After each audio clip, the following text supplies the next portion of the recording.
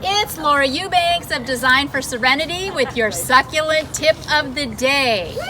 Woo! And this lovely bunch of enthusiastic people behind me are brilliant designers that have come from all over the United States to meet up here at this quintessential home in Austin to talk about plants and containers and gardening. So I am going to show them how this works with a succulent tip of the day.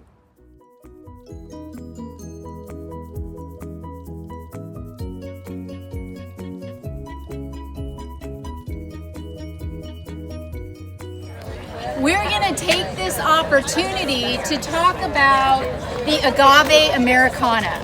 The Agave Americana is a native here in Texas, and these beauties are everywhere.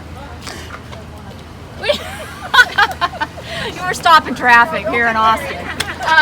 But these beauties are everywhere. A couple of fun facts about the Agave Americana. This plant is sometimes called a century plant. That is a misnomer. You're lucky to get 10 to 15, 20 years tops out of these. This is a monocot, right? All agaves are monocots, which means after they bloom, they die.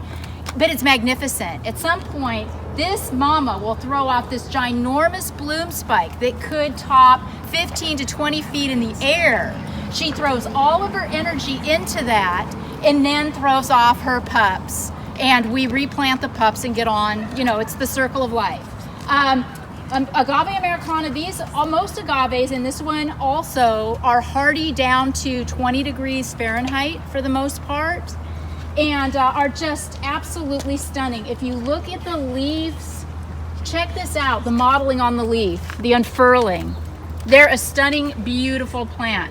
What happens when this happens? What do? Well, you don't let this happen. That's the point. People say, oh my gosh, it's run amok. Well, you have to stay on top of this. It's going to take 3 men and a boy to clean up this mess of Americana at the state that it's in right now. But did they call me? No, of course not. So now they just have to deal with it on their own. So, reporting for your succulent tip of the day, this is Laura Eubanks in Austin, Texas, with the Digging In Gathering. Let's do succulents!